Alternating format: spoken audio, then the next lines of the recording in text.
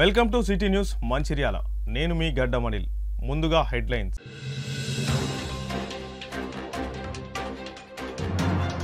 మంచిర్యాల జిల్లా కేంద్రంలో అంబేద్కర్ సాక్షిగా కాంగ్రెస్ పార్టీ ఇరు వర్గాల బాహాబాహి.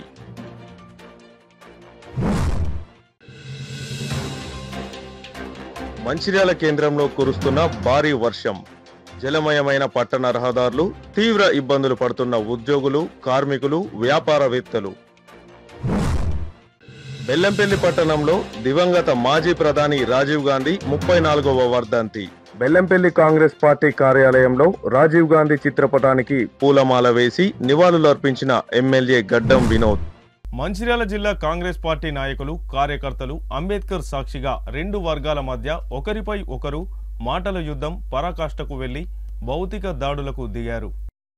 పోలీసులు రంగప్రవేశం చేసి రెండు వర్గాల వారిని సముదాయించడంతో వ్యవహారం తాత్కాలికంగా ముగిసింది. వివరాల్లోకి వెళ్తే, కాళేశ్వర పుష్కరాల ప్రారంభోత్సవ సమయంలో పార్లమెంటు సభ్యుడు వంశీకృష్ణకు అవమానం జరిగిందని పెద్దపల్లి ఎంపీ వంశీకృష్ణ వర్గీయులు, యూత్ కాంగ్రెస్ నాయకులు, కార్యకర్తలు ఈరోజు మంచిర్యాల పట్టణంలోని అంబేద్కర్ విగ్రహానికి దళితులకు అవమానం జరిగిందంటూ వినతి పత్రాన్ని ఇవ్వడానికి రావడం జరిగింది. ఇది గమనించిన మంచిర్యాల నియోజకవర్గ కాంగ్రెస్ పార్టీ నాయకులు, కార్యకర్తలు అడ్డుకొని కాంగ్రెస్ పార్టీలో చిచ్చు పెట్టి విచ్ఛిన్నం చేయడానికి చెన్నూరు ఎమ్మెల్యే వివేక్ వెంకటస్వామి, పార్లమెంట్ సభ్యుడు వంశీకృష్ణకు అవమానం జరిగిందనే పేరుతో మంచిర్యాల పట్టణానికి రావడం జరిగిందని, మంచిర్యాల నియోజకవర్గ పరిధిలో ఎలాంటి పార్టీ వ్యతిరేక కార్యకలాపాలు చేయడం కుదరదని, నిరసన కార్యక్రమాలు ఏమైనా ఉంటే చెన్నూరు, బెల్లంపల్లి నియోజకవర్గం పరిధిలోనే చేసుకోవాలని, మంచిర్యాల నియోజకవర్గంలో అడుగు పెడితే ఊరుకునేది లేదని మంచిర్యాల నియోజకవర్గ కాంగ్రెస్ పార్టీ దళిత నాయకులు, కార్యకర్తలు హెచ్చరించారు. మంచిర్యాల నియోజకవర్గంలో కాంగ్రెస్ పార్టీ డిసిసి అధ్యక్షురాలు కొక్కిర్యాల సురేఖ, ఎమ్మెల్యే ప్రేమ్సాగర్ రావు నాయకత్వంలో ఏకతాటిపై ముందుకు వెళ్తుందని అన్నారు. ఇరు వర్గాలు ఒకరిపై ఒకరు వాదోపవాదాలు జరుపుకున్న తోపులాటతో కూడిన భౌతిక దాడులు జరపడంతో విషయం తెలుసుకున్న మంచిర్యాల ఏసీపీ ప్రకాష్, సిఐ ప్రమోద్ రావు, పోలీసు అధికారులు అంబేద్కర్ చౌరస్తా చేరుకొని ఇరు వర్గాల వారిని చెదరగొట్టి ఘటనా స్థలం నుంచి బయటకు పంపించారు. వంశీకృష్ణ, అదేవిధంగా వాళ్ళ తండ్రి గారు వివేక్ వెంకటస్వామి గారు ఈరోజు కాంగ్రెస్ పార్టీ ప్రతిష్ట భగ్నం కలిగే విధంగా, కాంగ్రెస్ పార్టీలో ఉంటూ కాంగ్రెస్ పార్టీ ప్రతిష్టను భగ్నం కలిగే విధంగా వాళ్ళు ప్రయత్నం చేస్తున్నారు. ఎందుకంటే ఒక పార్లమెంటు సభ్యుడై ఉండి ఒక చెన్నూరు ఎమ్మెల్యే వాళ్ళ నాన్న వాళ్ళు చేసే విధానం ఎట్లుందంటే పూర్తిగా వాళ్ళు పార్టీ విధానానికి వ్యతిరేకంగా వాళ్ళు ప్రయత్నం చేస్తున్నారు. ఈ రోజు మంచిర్యాలలో కొంతమంది వాళ్ళ వీళ్ళు జమ చేసి ఈ నియోజకవర్గం సంబంధం లేని వ్యక్తులను తీసుకొచ్చి ఇక్కడ ఐబీ చౌరస్తాలో ధర్నా చేయడానికి ప్రయత్నం చేస్తున్నారు. గతంలో కూడా ఇట్లాంటి ప్రయత్నం చేయడం జరిగింది. మీరు ఏంటంటే మీకు ఒకటే చెప్తున్నాం, మీరు పూటకొక పార్టీ మాటలు, మీరు ఇప్పుడు మీ రాజకీయ జీవితంలో ఎన్ని పార్టీలు టీఆర్ఎస్ అయింది, బీజేపీ అయింది, కాంగ్రెస్ అయింది, మళ్ళీ తిరిగి కాంగ్రెస్కి వచ్చారు. ఈ రోజు మేము కాంగ్రెస్ పార్టీ అధికారంలో రావడానికి మేము, మా పెద్దలు ప్రేమ్సాగర్ రావు గారు, జిల్లా కాంగ్రెస్ పార్టీ అధ్యక్షుడు సురేఖమ్మ గారు 10-15 సంవత్సరాలు ఇక్కడ ఈ నియోజకవర్గం అయితే జిల్లానైతే కష్టపడి ఇక్కడ ఈ పార్టీ అధికారం చేయడానికి మేము అందరం కూడా కృషి చేయడం జరిగింది. అహర్నిశలు కష్టపడ్డ తర్వాత చివరి నిమిషంలో మీరు వచ్చి టికెట్ తీసుకొని ఇక్కడ గెలవడం జరిగింది. అంటే కాంగ్రెస్ పార్టీ అంటే మీకు ఇష్టం లేకపోవచ్చు, కేవలం అధికారం కోసం మీరు కాంగ్రెస్ పార్టీకి రావడం జరిగింది. అయితే మీరు సంపాదించుకోవడానికి వచ్చినా దేనికి వచ్చినాం మేము దానికి మాత్రం మేము ఏమనుకోము. మీరు కాంగ్రెస్ పార్టీ ప్రతిష్టను భగ్నం చేసే ప్రయత్నం చేస్తే నికాసైన కాంగ్రెస్ పార్టీ కార్యకర్తలుగా మేము ఊరుకోము. ఎందుకంటే మీకు ఆ రోజు పెద్దపల్లిలో అన్యాయం జరిగింది, మీకు అవమానం జరిగిందని చెప్పి, దళిత సోదరులకు అవమానం జరిగిందని చెప్పి మీరు మాట్లాడుతున్నారు. మీకు జరిగింది మంత్రిలో జరిగితే మీరు మంత్రిలో అక్కడ మీరు ఉద్యమం చేయండి, మీ కార్యకర్తలకు ఉద్యమం చేయండి, మేము దానికి మీరు చెన్నూరులో చేయండి, మీ బెల్లంపల్లిలో చేసుకోండి. కానీ ఈ రోజు మీరు మంచిర్యాలకు వచ్చి మా ఇష్టం ఉన్నట్టు మీరు ప్రయత్నం చేస్తుంటే ఊరుకునే ప్రసక్తి లేదు. ఈ రోజు కాంగ్రెస్ పార్టీ అధికారం ఉందంటే ఒక్కొక్క కార్యకర్త జెండాలు మోసి 6 నెలలు కష్టపడి 10 సంవత్సరాలు అన్ని వదిలిపెట్టి అవమానాలు, బాధలు పడి ఈ రోజు కాంగ్రెస్ పార్టీని అధికారంలో తీసుకొచ్చిన తర్వాత మీరు ఈ విధంగా కార్యకర్తలను మనోభావాలను దెబ్బతీసే మాత్రం ప్రయత్నిస్తే మాత్రం మీకు ఊరుకునేదని చెప్పి తర్వాత తెలియజేస్తున్నాం. అదేవిధంగా మీరు మంచిర్యాల గురించి మాట్లాడుతూ మీరు ఇచ్చిన ఇన్విటేషన్ లో మీ పేరు లేదని చెప్పి కూడా మీరు ప్రస్తావించడం జరిగింది. అది ప్రేమ్సాగర్ రావు గారు, మంచిర్యాల శాసనసభ్యులు ఇక్కడ సూపర్ స్పెషాలిటీ హాస్పిటల్ అది ఇనాగ్రేషన్ రోజు వ్యక్తిగతంగా ఆహ్వానించిన ఇన్విటేషన్, అది ఏదో అధికారంగా ఇచ్చిన ఇన్విటేషన్ కాదు. మీరు మీరు గతంలో మీరు పార్లమెంట్ సభ్యునిగా పోటీ చేసినప్పుడు మీరు ప్రతి వార్డు కార్యకర్తలు కావాలి, పట్టణాధ్యక్షులు కావాలి, బ్లాక్ అధ్యక్షులు కావాలి, కార్యకర్తలు కావాలి. మీరు పర్యటించిన మాత్రం ఆ వాడకి వెళ్ళినప్పుడు కనీసం ఇక్కడ కాంగ్రెస్ పార్టీ కార్యకర్తలను ఉన్నారని చెప్పకుండా మీరు ప్రతి వాడ కూడా మీరు మీకు ఇష్టం వచ్చినట్టు మీరు వర్గం పోషించుకుంటూ మీరు తిరగడం జరుగుతుంది. ఇది మంచి పద్ధతి కాదు. మీ పైన క్రమశిక్షణ తెలియజేసుకోవాలి మేము అధిష్టానం కూడా చెప్పడం జరుగుతుంది. మీరు ఇదే విధంగా మీ పద్ధతి మానుకోనైతే కార్యకర్తలు ఊరుకోరు. కార్యకర్తలు ఆవేశానికి గురైతే మాత్రం దానికి మూల్యం చెల్లించుకో తప్పదని తెలియజేస్తున్నాం. ఇట్లాంటి చీప్ ట్రిక్స్ మంచిర్యాలలో చేయొద్దు. మీకు చేతనైతే బెల్లంపల్లిలో చేసుకోండి, చెన్నూరులో చేసుకోండి, మీరు ఎక్కడైనా చేసుకోండి. ఈ రోజు మీ అనుచరులు మాట్లాడుతూ శ్రీధర్ బాబు గారు రాజీనామా చేయాలంటారు. ఇక్కడ శ్రీధర్ బాబు గారు లేకపోతే మీరు ఎక్కడికి వెళ్ళినారు? శ్రీధర్ బాబు గారు మీకు భారీ మేయర్ తీసుకొచ్చిండు, పెద్దలు ప్రేమ్ సాగర్ రావు గారు చెప్తే మేము అందరూ కూడా పనిచేయడం జరిగింది. మీరు మీ నియోజకవర్గంలో మీరు ధర్నాలు చేసుకోండి, ఏమైనా చేసుకోండి, కానీ మా మంచిర్యాలకు ఇంకొకసారి వస్తే కాంగ్రెస్ పార్టీ కార్యకర్తలు ఎవరు కూడా ఊరుకోవడానికి సిద్ధంగా లేరని చెప్పి మిమ్మల్ని దయచేసి ఇంకోసారి రావద్దని చెప్పి మేము హెచ్చరించడం జరుగుతుంది. మరొకసారి ఏదైతే గడ్డం వివేక్ అనుచరులు అదేవిధంగా పెద్దపల్లి ఎంపీ అయినటువంటి వంశీ అనుచరులు మరొకసారి మంచిర్యాలలో కావలసుకొని ఉద్దేశపూర్వకంగానే కాంగ్రెస్ పార్టీని విచ్ఛిన్నం చేయాలని చూస్తున్నారు. మరి ఈ రోజు ఏదో వంశీకి సంబంధించిన అనుచరులు యూత్ సభ్యులు కానీ ఇంకేదో కుల సంఘాలని చెప్పేసి ఒక తప్పుడు ముసుగులు వేసుకొని వచ్చి ఇక్కడ అంబేద్కర్ చౌక్ మన మంచిర్యాలలోని అంబేద్కర్ విగ్రహం దగ్గర ధర్నా చేద్దామని చూసిరు. దాన్ని మేము ప్రతిఘటించినాం. ఏదైతే ఒక కుటుంబంలాగా ఉన్నటువంటి కాంగ్రెస్ పార్టీని కేవలం ఒకవైపు తండ్రి ఇంకోవైపు కొడుకు కావలసుకొని ఇక్కడ మంచిర్యాలలో ప్రశాంతమైన వాతావరణం ప్రశాంతంగా ఉన్నటువంటి కాంగ్రెస్ పార్టీని కావలసుకొని ఉద్దేశపూర్వకంగానే ఇవన్నిటిని రెచ్చగొడుతున్నారు. ఇలా వాళ్ళు ఏం డిమాండ్ చేస్తున్నారు? వంశీకి అవమానం జరిగింది, ముఖ్యమంత్రి రేవంత్ రెడ్డి గారు శ్రీధర్ బాబు గారు క్షమాపణ చెప్పాలని చెప్తున్నారు. అసలు ఆయనకు బుద్ధి ఉండి ఆయనకు సోయి ఉంటే, ఏదైతే వంశీకి కానీ వివేక్ కానీ సోయి ఉంటే, వాళ్ళు కరెక్ట్ అయిన పద్ధతులు ఉంటే, వాళ్ళ పద్ధతి కరెక్ట్ ఉంటే కాంగ్రెస్ పార్టీ సరిగ్గా ఉంటుంది. ఇలా కాంగ్రెస్ పార్టీ ఎవరో తెలియదు, టీఆర్ఎస్ పార్టీలు ఎవరున్నారో తెలియదు. టీఆర్ఎస్ పార్టీలు వాళ్ళు ఇచ్చిన విందుకు వాళ్ళు పిలిచిన వివాహాలకు వెళ్తున్నారు. ఇలా ఆయన కోసం కానీ పార్టీ కోసం కానీ కష్టపడ్డ కార్యకర్తల నాయకులు మేము ఇలా ఏ రోజు కూడా ఆయన ఎంపీగా గెలిచిన కానించి ఏ రోజు కూడా ఇలా కాంగ్రెస్ పార్టీ మంచిర్యాలలో ఒక్కరిని కూడా పరామర్శించింది లేదు. ఇలా ఆయన సొంత ఎజెండా కోసం, సొంత వర్గాన్ని డెవలప్ చేసుకోవడం కోసం కావాల్సుకొని వర్గాలను క్రియేట్ చేస్తుండు. ఇటు ఒకవైపు వివేకు ఆయన కుమారుడు అయినట్టు వంశీ, ఇది సరైన పద్ధతి కాదని చెప్తున్నాం. మీరు ఎన్ని ప్రయత్నాలు చేసినా ఖచ్చితంగా మంచిర్యాల నియోజకవర్గంలో డీసీసీ అధ్యక్షురాలు సురేఖమ్మ గారి ఆదేశానుసారం, అదేవిధంగా మా పెద్దలు ప్రేమ్ సాగర్ రావు గారి ఆదేశానుసారమే ఇక్కడ కాంగ్రెస్ పార్టీ నడుస్తుంది.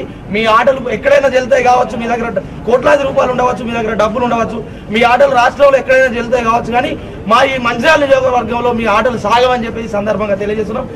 మొన్న 15 తారీఖు సరస్వతి పుష్కరాలు 12 సంవత్సరాలకు ఒకసారి వచ్చేటువంటి కార్యక్రమంలో మా పెద్దపల్లి పార్లమెంటు సభ్యుడు యువ నాయకుడు గడ్డం వంశన్న దగ్గరుండి అన్ని పనులు చేయించినా కూడా కొన్ని అగ్రవర్ణ కులాలు వారి ప్రోటోకాల్ పరంగా వారికి ఫోటో ఫ్లెక్సీలో లేకపోవడం మా దళితులకు చాలా బాధాకరంగా ఉంది. అలాగే ప్రతి ఒక్క కార్యక్రమానికి ఒక ఎంపీగా గడ్డం వంశన్న ఉన్నారు. ప్రతి ఒక్క ఇన్విటేషన్కు ఆయన అర్హులే. అలాంటి ఆహ్వానాన్ని కూడా వాళ్ళు దళితుడని ఒక చిన్న చూపుతో ఆహ్వానించడం లేదు, ఇన్విటేషన్ లేదు. మరియు ఈరోజు ఇక్కడ ఉన్నటువంటి దళిత సంఘాలు, యువ నాయకులు, కాంగ్రెస్ పార్టీ నాయకులు మా యువ నాయకునికి అన్యాయం జరిగిందని చెప్పేసి మంచిర్యాల ఐబీ చౌరస్లో ఉన్నటువంటి అంబేద్కర్ విగ్రహానికి వినతి పత్రం శాంతియుతంగా మరియు ఏసీబీ గారి ఆధ్వర్యంలో కూడా పర్మిషన్ తీసుకొని అక్కడి శాంతియుతంగా చిన్న ప్రోగ్రాం చేద్దామని చెప్పేసి అంబేద్కర్ విగ్రహం దగ్గరికి వెళ్తే కొందరు నాయకులు రౌడీలతో పాటు వాళ్లకు ఎవరైతే దగ్గరున్న పోలీస్ అధికారులను దగ్గర పెట్టుకొని మమ్మల్ని దౌర్జన్యంగా దుబ్బడం, నెట్టివేయడం, ప్రోగ్రాం చేయకుండా ఇలా చేయడం యువ నాయకుల పట్ల మేము కొంచెం బాధాకరంగా ఉంది. ఎందుకంటే మా ప్రభుత్వంలో మేము ఎందుకు లొల్లి పెడతాం? మా యువ నాయకునికి, మా దళిత సంఘాల నాయకులకు అన్యాయం జరిగిందని చెప్పేసి మా అంబేద్కర్ గారికి ఒక వినతి పత్రం ఇచ్చి మళ్ళీ వెళ్తే అక్కడ అధికారులు మమ్మల్ని నెట్టివేయడం అది చాలా బాధాకరంగా ఉంది. దానికోసం మేము నిరసన పట్ల పాత్రికేయ మిత్రులకు మా యొక్క అభివాదాలు మేము చెప్పుకుంటున్నాము. తెలంగాణ రాష్ట్రంలో అల్పపీడన ద్రోణి కారణంగా కొన్ని జిల్లాల్లో భారీ నుండి అతి భారీ వర్షాలు, మరికొన్ని జిల్లాల్లో మోస్తరు వర్షాలు పడతాయని వాతావరణ శాఖ ప్రకటించిన దరిమిల్లా మంచిర్యాల జిల్లా కేంద్రంలోని సాయంత్రం 4 గంటలకు ఉరుములు మెరుపులతో భారీ వర్షం. అకస్మాత్తుగా ప్రారంభమైన కుంభవృష్టి వలన పట్టణంలోని ప్రధాన రోడ్లన్నీ నిర్మానుష్యమయ్యాయి. వీధుల్లో ఉన్న ఉద్యోగులు, కార్మికులు, వ్యాపార సంస్థల వారు బయటికి వెళ్లలేక ఇబ్బందులు పడుతున్నారు. మరో 3 రోజుల వరకు భారీ వర్షాలు కొనసాగుతున్నట్లు వాతావరణ శాఖ ప్రకటించింది. ఏది ఏమైనప్పటికీ ఎండవేడి, ఉడకపోతతో సతమతమవుతున్న పట్టణ ప్రజలకు వర్షంతో కాస్త ఉపశమనం కలిగింది.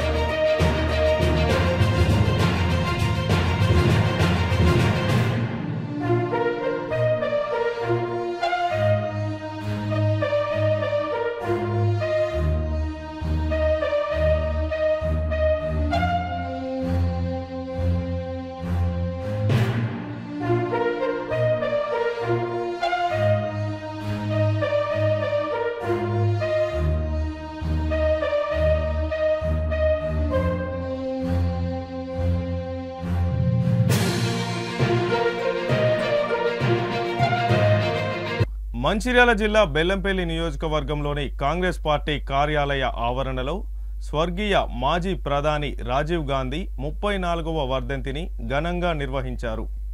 రాజీవ్ గాంధీ చిత్రపటానికి ఎమ్మెల్యే గడ్డం వినోద్ పూలమాలలు వేసి నివాళులర్పించారు. ఈ సందర్భంగా ఎమ్మెల్యే గడ్డం వినోద్ మాట్లాడుతూ దేశానికి పరిచయం చేసిన సాంకేతిక పరిజ్ఞానమే దేశాన్ని రక్షణ కవచములు నేటికి కాపాడుతుందని తెలిపారు. కాంగ్రెస్ పార్టీ కార్యకర్తలు, నాయకులు రాజీవ్ గాంధీ ఆశయాలను కొనసాగించాలని, వారి బాటలోనే క్రమశిక్షణతో ఉండాలని సూచించారు. తమ పార్టీ కార్యక్రమాలను ప్రజల్లోకి తీసుకువెళ్లడంలో తాము వెనుకబడి ఉన్నామని, దాన్ని ఇక నుండి మెరుగుపరచాలని తెలిపారు. ఈ కార్యక్రమంలో కాంగ్రెస్ పార్టీ నాయకులు, కార్యకర్తలు తదితరులు పాల్గొన్నారు. అనగానే నేను షాక్ అయిపోయినా. షాక్ కాదు, మూర్చి పడిపోయినా. అదే రోజు that was the first time in my life. ఆ టైంలో అంత పెద్ద షాకింగ్ న్యూస్ వచ్చిందంటే రాజీవ్ గాంధీ గారు పోయినప్పుడు. ఎందుకంటే 2 రోజుల ముందే కలిసిన పర్సనల్గా. కలిసిన తర్వాత వ్యక్తి 2 రోజుల తర్వాత పోయిందంటే ఎంత బాధ ఉంటుంది మీరు అర్థం చేసుకోండి. అటువంటి వ్యక్తి పోవడము కాంగ్రెస్ పార్టీకే కాదు, యావత్ మన లోకానికే పెద్ద లాస్ అయింది. మన కాంగ్రెస్ పార్టీ తరఫు నుంచి ఆయన చేసిన మంచి పనుల గురించి మళ్ళొక్కసారి యువకులకు నేను రిక్వెస్ట్ చేసుకుంటున్నా. మీ చేతి ఉన్నది, మన కాంగ్రెస్ పార్టీ ప్రభుత్వం కూడా మీ చేతి ఉన్నది. ఇవాళ రేవంత్ రెడ్డి గారు తీసుకున్న, సోనియా గాంధీ గారు తీసుకున్న ఏ కార్యక్రమాలైనా కానీ ప్రజలకు హ్యాపీ పెట్టే కార్యక్రమాలే ఉన్నాయి. నేను ఎమ్మెల్యే గీడికి వచ్చినాక నా గురించి నేను తర్వాత మాట్లాడతా. ఇవాళ ఉట్టి రాజీవ్ గాంధీ గురించే మాట్లాడడానికి వచ్చిన మీరందరూ ప్రెస్ సోదరులకు నేను రిక్వెస్ట్ చేస్తున్నా, ప్లీజ్ డూ గుడ్ పబ్లిసిటీ. చేసిన తర్వాత ప్రజలకు ఒక న్యూస్ పోయేటట్టు, మీరు ఎమ్మెల్యే గారు అప్పీల్ చేసినట్టు మీరు ప్రజలకు ఒక న్యూస్ ఇస్తే బాగుంటుందని నా మనవి.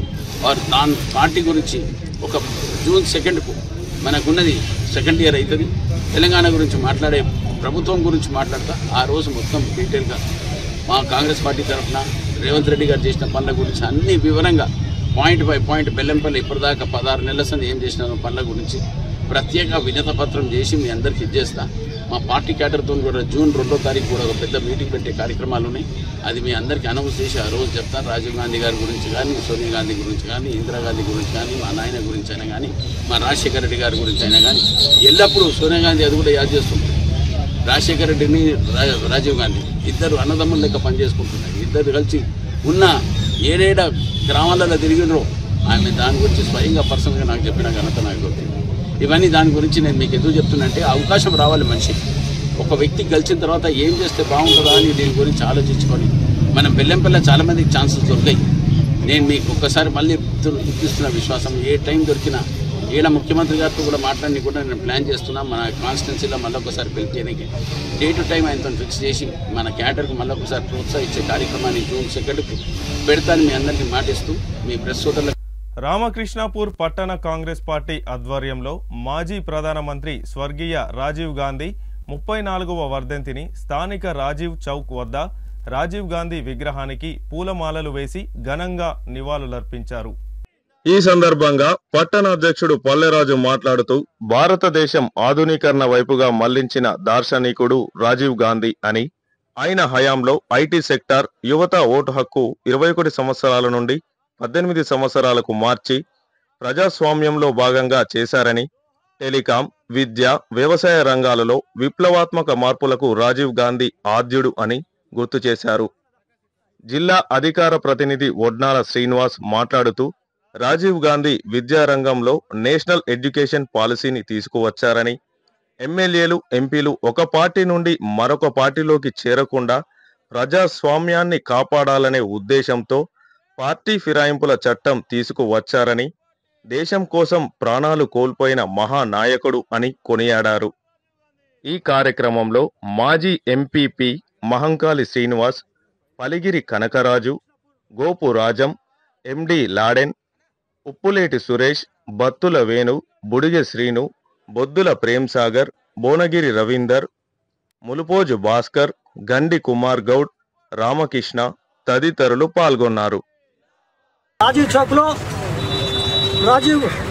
రాజీవ్ గాంధీ 34వ వర్ధంతి రామకృష్ణపురంలో ఘనంగా చేసుకోవడం జరిగింది. ఆ రోజుల్లో యువతకు 21 సంవత్సరం ఓటు హక్కు ఉంటే 18 సంవత్సరాలకే కుదించడం జరిగింది. అదే కాకుండా ఐటీ రంగాన్ని పరిచయం చేసిన వ్యక్తి ఘనత రాజీవ్ గాంధీకి దక్కుతుందని చెప్పడం జరుగుతుంది. అదే కాకుండా గ్రామీణ ప్రాంతాల్లో టెలిఫోన్ సౌకర్యం కలిగించిన ఘనత రాజీవ్ గాంధీ అని చెప్పచ్చు. ఇలాంటి కార్యక్రమం చాలా ఏడుంది. ఇవాళ ఐటీ రంగం చూస్తే హైదరాబాద్లో ఎంతో మందికి యువతకు ఉద్యోగాలు చేస్తున్నారు. అది దృష్టిలో పెట్టుకొని ఇది రాహుల్ గాంధీని ప్రధానమంత్రి చేయాలని కోరుకుంటూ సెలవు తీసుకుంటున్నాను. భారతదేశాన్ని ఆధునికత వైపు నడిపించినటువంటి గొప్ప దార్శనికుడు, దేశం కోసం ప్రాణాలు అర్పించినటువంటి స్వర్గీయ రాజీవ్ గాంధీ గారి 34వ వర్ధంతి సందర్భంగా వారికి క్యాత్రపల్లి మున్సిపాలిటీ కాంగ్రెస్ పార్టీ ఆధ్వర్యం లోపల ఘనంగా నివాళులర్పిస్తూ, నిజంగా రాజీవ్ గాంధీ గారు ప్రధానమంత్రిగా ఉన్నటువంటి ఒక కాలం లోపల అనేకమైనటువంటి ఒక సంస్కరణలు దేశంలో తీసుకురావడం జరిగింది. ఇంతకుముందే పల్లరాజు గారు చెప్పినట్టు ఏదైతే ఇన్ఫర్మేషన్ టెక్నాలజీ ఉందో, టెలికాం రంగం ఉందో, భారతదేశం లోపల ఈరోజు ఆ టెలికాం రంగం కావచ్చు, ఇన్ఫర్మేషన్ టెక్నాలజీ కావచ్చు, దానికి ఇది భారతదేశ వ్యాప్తంగా ఉందంటే దానికి పునాది వేసినటువంటి ఒక గొప్పనైనటువంటి ఒక వ్యక్తి రాజీవ్ గాంధీ గారు అని చెప్పక తప్పదు. అంతేకాకుండా విద్యారంగం లోపల కూడా సమూలమైనటువంటి ఒక మార్పులు తీసుకొచ్చి ఆనాడే ఎన్ఈపీ సిస్టాన్ని తీసుకొచ్చేసి నేషనల్ ఎడ్యుకేషన్ పాలసీ ఏదైతే ఉందో దాన్ని తీసుకొచ్చేసి విద్యారంగం లోపల కూడా సమూలమైనటువంటి ఒక మార్పులు తీసుకురావడం జరిగింది. అంతేకాదు వ్యవసాయ రంగంలో కావచ్చు, పంచాయతీ రంగంలో కావచ్చు, దేశం లోపట్నే మహోన్నతమైనటువంటి ఒక సమూలమైనటువంటి మార్పులు తీసుకొచ్చినటువంటి ఒక గొప్ప వ్యక్తి రాహుల్ గాంధీ అది చెప్పక తప్పదు. నిజంగా చెప్పాలంటే ఈ రోజు గాంధీ కుటుంబం ఏదైతే ఉందో వారు దేశం కోసం ప్రాణాలు అర్పించినటువంటి ఒక కుటుంబం. కానీ ఇప్పుడున్నటువంటి ఒక సన్యాసులు ఎవరైతే ఉన్నారో గాంధీ కుటుంబాన్ని వాళ్ళు చిన్నచూపు చూసుకుంటూ వారి యొక్క చరిత్రను మార్చిపోయేటువంటి విధంగా వ్యవహరిస్తూ ఉన్నారు.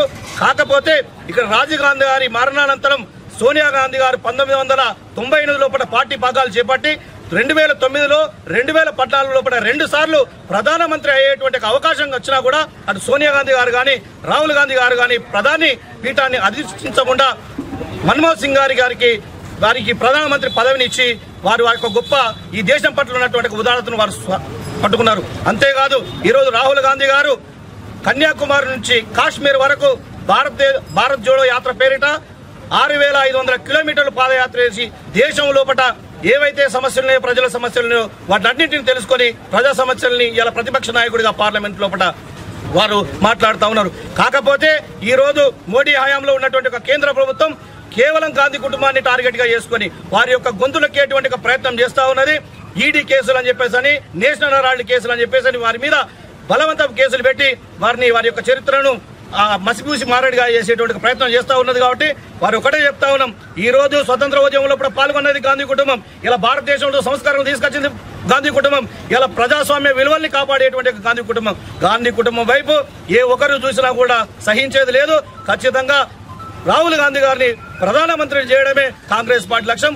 రానున్నటువంటి రోజుల్లో కూడా ఖచ్చితంగా ఈ కేంద్ర ప్రభుత్వం ఆడేటువంటి దొంగనాట్లను బయటపెట్టి ఖచ్చితంగా రాహుల్ గాంధీ గారిని ప్రధానమంత్రిని చేసేయడమే మా లక్ష్యంగా పెట్టుకుంటామని చెప్పి సందర్భంగా తెలియజేస్తా ఉన్నాం. తీవ్రవాద చేతుల్లో మరి భారీ బెల్ట్ బాంబులు మరి ఆయన హతమార్చడం జరిగింది. ఈ రోజున దేశవ్యాప్తంగా బ్లాక్ డేగా పరిగణిస్తూ అదేవిధంగా ఆనాడు దేశ ప్రధానిగా రాజీవ్ గాంధీ గారు యువత దేశానికి ఎంతో అభివృద్ధికి అవసరమని 18 సంవత్సరాలకే ఓటు హక్కు కల్పించి అదేవిధంగా ప్రపంచవ్యాప్తంగా ఉన్నటువంటి ఇన్ఫర్మేషన్ టెక్నాలజీని భారతదేశానికి వ్యాపింపజేసి మరి గ్రామీణ స్థాయిలో ఇన్ఫర్మేషన్ టెక్నాలజీని అదేవిధంగా టెలికాం రంగాన్ని ఆర్థిక అభివృద్ధి వైపు దోహదం చేసేటట్టు కృషి చేశారు.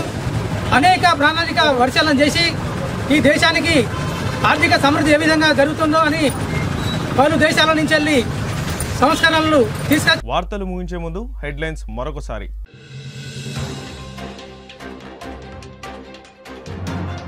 మంచిర్యాల జిల్లా కేంద్రంలో అంబేద్కర్ సాక్షిగా కాంగ్రెస్ పార్టీ ఇరు వర్గాల బాహాబాహి.